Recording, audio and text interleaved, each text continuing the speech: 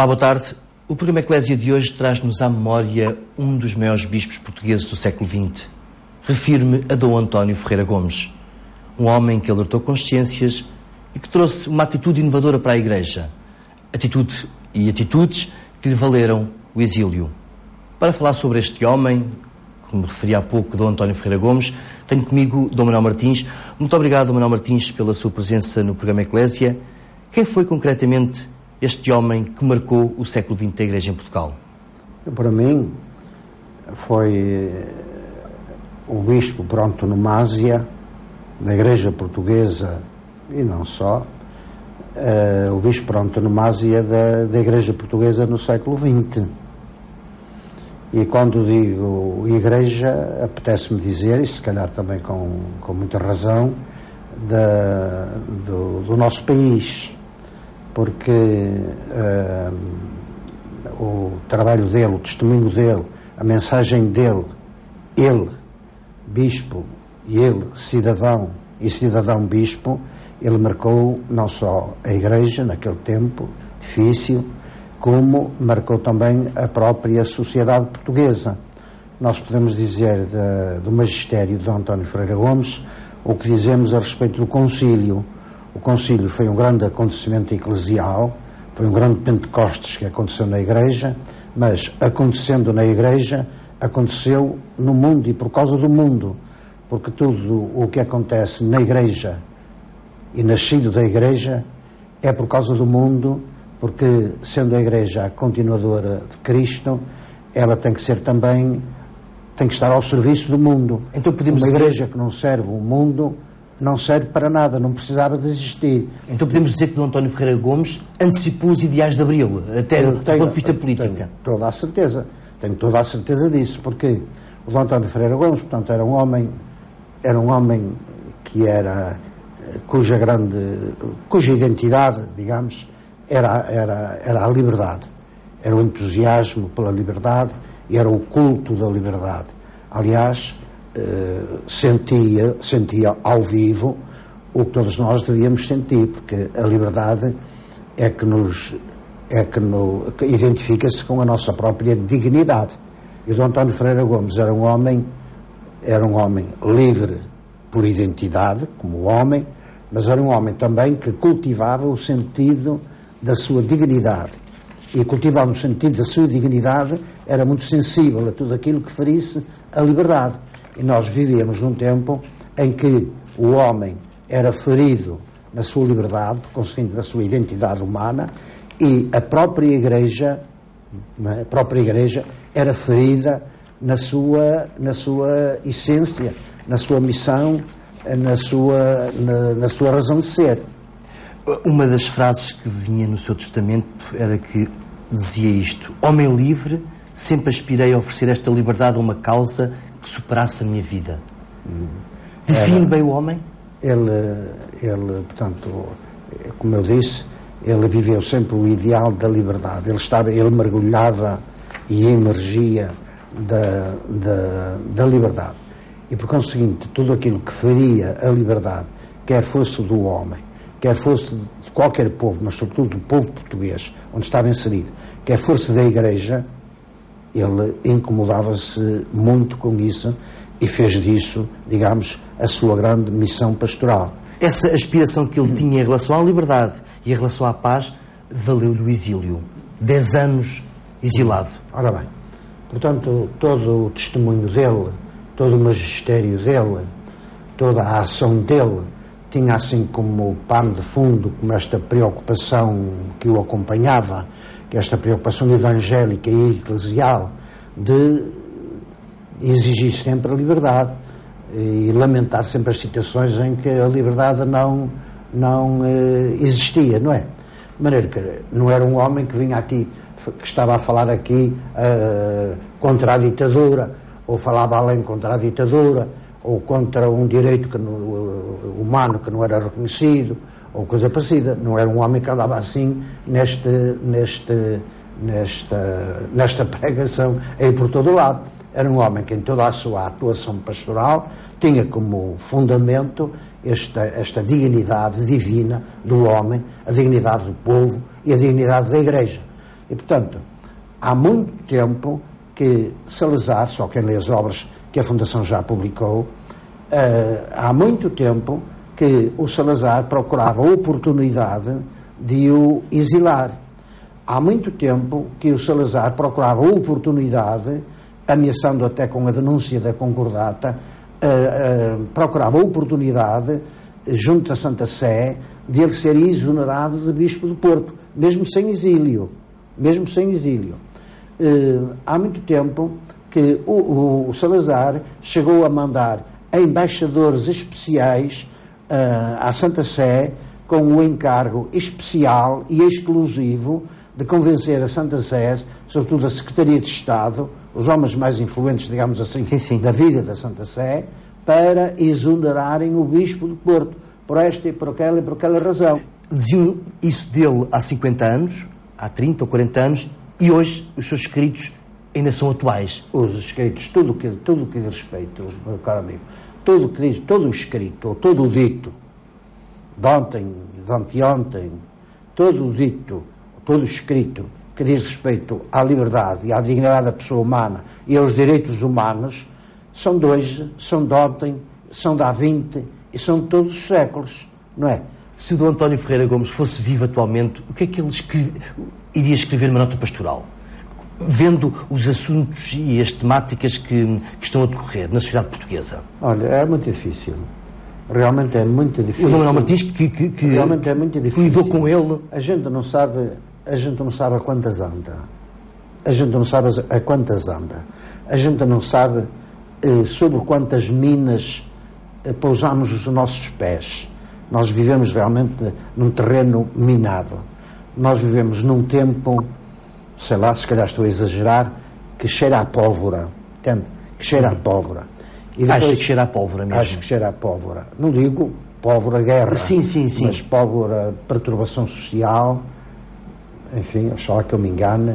Mas tenho assim uma percepção que isto que um dia, da maneira como as coisas estão a evoluir, a correr, da maneira como o povo está a relacionar-se com o poder e o poder com o povo, o povo contra o poder e o poder ignorando o povo, da maneira como o povo está a tomar a percepção desta situação, deste tipo de relação antagónica, que se expulsa, não é? Que se contradiz, etc. Eu, para mim, estou convencido, desejo imensamente que esteja enganado, estou convencido que alguma coisa pode acontecer e que pode não demorar muito tempo. É no 25 de Abril? Ouça, é que nós não podemos esquecer, os senhores andam no mundo, sabem tanto como eu, podem até saber mais que eu, se calhar não sabem mais que eu. Há muito desespero guardado, há muito desespero contido em milhões dos nossos compatriotas. Há muito desespero contido em muitos milhões dos nossos compatriotas. Nós vivemos na ditadura do medo. Nós vivemos na ditadura do medo. E isto já estou a dar resposta já ao 25 de Abril. Mas há um autor francês, não é, que estudioso destas sociologia das ciências sociais, que diz que repete assim um bocadinho o pensamento do Churchill, não é, que não há regime, que a democracia é o menos mau dos regimes ditatoriais, sim. Não é? É o menos mau dos regimes, não. Mas este senhor diz que realmente a democracia é o menos mau dos regimes. Mas é o regime que mais portas abre às ditaduras. E nós vivemos numa ditadura. E se não quisermos ir mais longe, temos logo esta à mão, que palpamos, que é a ditadura do medo. Nós vivemos sob a ditadura do medo. Portanto, a ditadura do medo. Se nós estamos numa ditadura, estamos sem liberdade. E, por conseguinte, precisávamos de outro 25 de Abril. Mas que fosse um 25 de Abril que com a experiência deste 25 de Abril e com o desenvolvimento da consciência democrática que nós já temos, que fosse um 25 de Abril que fizesse de nós uma sociedade consciente e responsável, onde o mais poderoso não roubasse, não oprimisse nem roubasse o menos poderoso. Não, nós precisamos de um 25 de Abril que seja um 25 de Abril que garanta a paz que se baseie na justiça, como disse o Santo Padre João Paulo II. Nós precisamos do 25 de Abril, um 25 de Abril, mas que, com toda esta experiência que tivemos de um 25 de Abril que, ao fim e ao cabo, podia ter sido muito generoso na sua gênese, do que eu duvido, podia ter sido muito generoso na sua gênese, do que eu duvido. Nós precisamos de um 25 de Abril, mas que fosse um 25 de Abril que, tanto quanto é possível a nossa humana natureza, se identificasse com o 25 de Dezembro. A entender? Dom Manuel Martins, muito obrigado pela sua explicação em relação a Dom António Ferreira Gomes e também sobre o 25 de Abril. O programa Eclésia continua com Dom Manuel Clemente e a sua rúbrica O Passado e o Presente.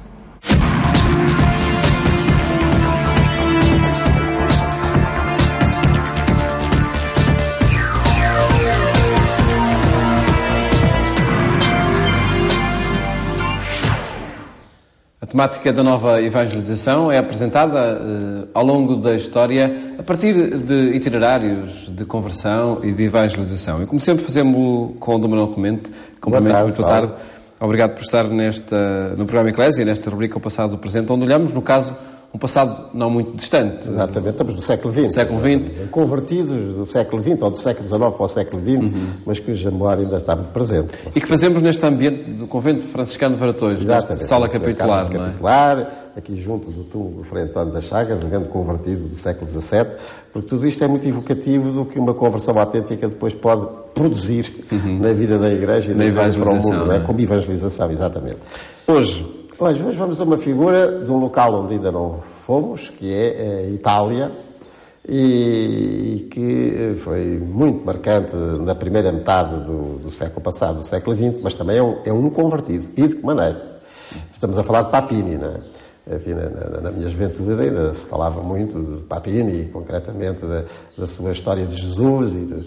E como é que isso aconteceu? Bem, aconteceu numa Itália também muito tumultuosa, da segunda metade do século XIX para as primeiras décadas do século XX, um tumulto em que ele participa inteiramente, quer do ponto de vista intelectual, quer em geral, não é? Papini tem uma infância, uma adolescência, aliás, muito isolada. Alguma fé que lhe tivesse transmitido desaparece, mas também o ambiente em que nasceu não lhe transmitia muita, para não dizer nenhuma. E é sobretudo ávido, um adolescente e um jovem ávido de saber. O que está muito na segunda metade do século XIX, enfim, em tudo aquilo que já de alguma maneira apetecia um super-homem ou uma super-humanidade, mas que nele era sobretudo pelo conhecimento. Ele queria saber, um devorador de enciclopédias, adolescente ainda, até pondo em perigo a própria vista, não é? Como veio a acontecer. Mas era um devorador de literatura, de história, de tudo quanto lhe desse conhecimento do mundo, das sociedades, da política, das religiões. Mas isto, repito, né, da adolescência para a juventude, não é?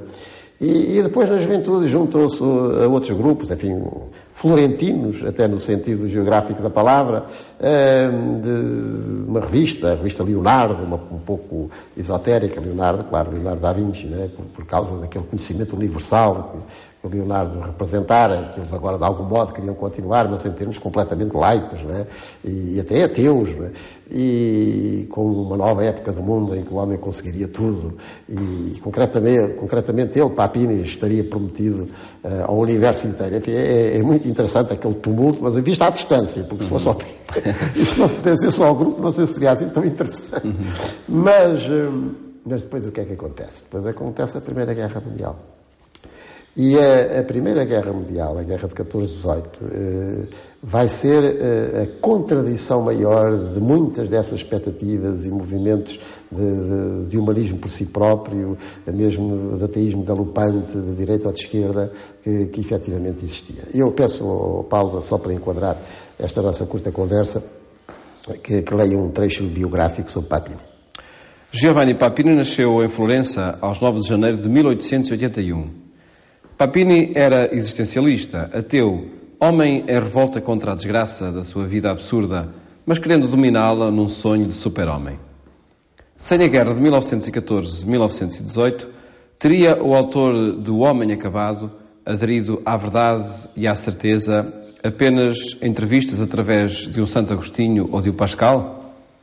Em 1921, a sua história de Cristo foi uma afirmação pública e o primeiro fruto da sua conversão, que foi sem dúvida o maior acontecimento literário da primeira metade do século XX, imediatamente traduzida em todas as línguas.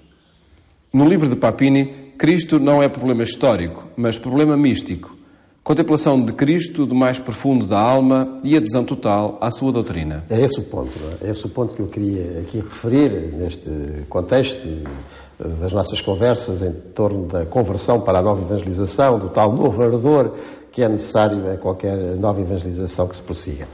Porque é o que está. Em primeiro lugar, essa infância, adolescência, juventude tumultuosa, de uma constante leitura e investigação para saber, para tentar apropriar-se até mentalmente da humanidade no seu progresso, e com essa afirmação existencialista, como aí se diz, mas na existência de cada um e concretamente na dele, que marcasse depois o mundo, que abrisse um sulco novo. Como digo, isto era mais ou menos compartilhado por muita gente da transição do século XIX para o século XX e nos ambientes latinos em particular. Em Portugal também. E de que maneira? Podemos dizer mesmo que grande parte daquela geração que em Portugal faz a República, não a totalidade, mas grande parte é também determinada por este tipo de ideias e de ideais. Mas depois a Guerra de 14-18 parece ser a destruição de todas essas esperanças. A Guerra de 14-18, além do mais dos estragos da humanidade, aquela inútil carnificina, como lhe chamou o Papa Bento XV à Primeira Guerra Mundial, além de tudo isso, ela representou uma decepção, deixou um vazio tremendo em relação a essas expectativas de um certo humanismo não religioso que estávamos a ver. E que Papini também representava, até com o seu tumulto próprio, com a sua exuberância pessoal, na maneira de estar e de agir e de reagir aos acontecimentos. Bem, e no rescaldo da Primeira Guerra Mundial vão aparecer, aqui e ali, em Portugal também, muitas aproximações do cristianismo. Ou seja, sobressai o quê? Sobressai uma figura, sobressai a memória de alguém. E uma memória que se torna tão premente no meio daquela cruz da humanidade, chamemos-lhe assim, que está na origem, repito, de muitas conversões, ou, como eu dizia atrás, aproximações, se não ao cristianismo, logo no sentido sociológico do termo, mais precisamente à figura de Jesus Cristo.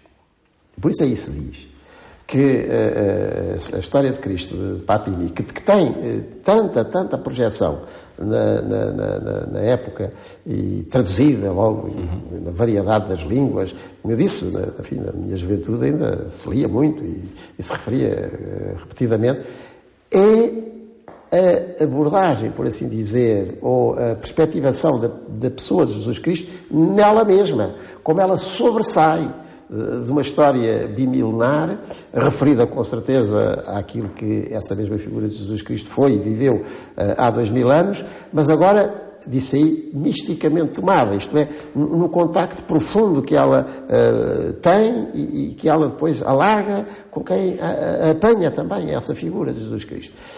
Digamos que esta conversão de Papini, que aliás depois terá sempre uma literatura agitada, mais ou menos aceita pelo conjunto dos católicos, esta conversão de Papini e incide sobretudo aqui. E é nesse sentido que ela ressalta agora para o século XXI e para a nova evangelização, que é a apropriação, passo o termo, mística da figura de Jesus Cristo, que com certeza não iluda a referência dos textos evangélicos, porque essa é a primeira tradição cristã e indispensável, mas que depois está aqui já no campo do tu a tu, do eu com ele, do ele comigo, e como a figura que, digamos, sobra e ultrapassa todas as vicissitudes históricas, inclusivamente essa enorme decepção que a Primeira Guerra Mundial trouxe a outras expectativas e outras esperanças mais alimentadas até então. E diante dessas, enfim, faltas de horizontes, acabou por ser um ambiente propício para esta recepção da figura de Cristo. É o que sobressai, mas eu recordo que, por exemplo, na esteira dessa grande decepção, passo o termo progressista, que a Primeira Guerra Mundial foi, houve um historiador que marcou imenso, Coevo, de Papini, que marcou imenso a reflexão católica, e não só sobre a história e sobre a civilização nas décadas posteriores, portanto, as décadas de metade do século, a Christopher Dawson, no caso inglês, que faz a revisão geral da história europeia a partir da tradição cristã, que no caso do Dawson era mais da tradição veiculada pelos monges, não é? Mas no Papini também há algo parecido, ou seja, que tanta expectativa posta simplesmente naquilo que cada um de nós, humanamente falando, pode fazer ou pode sonhar, não está privada de depois ter enormes contradições. Nós temos que encontrar algo, no caso, alguém mais sólido, que passando ou sofrendo as contradições da humanidade, continua vivo e disponível para recriar futuro. Veremos outros exemplos dessa disponibilidade dos 8 dias quando voltarmos aqui a este ambiente do Convento de Varatões, dos franciscanos, onde estamos a apresentar histórias de conversão, histórias também de evangelização, no contexto da temática da nova evangelização. Desejo-lhe um bom fim de tarde e até amanhã, se os quiser.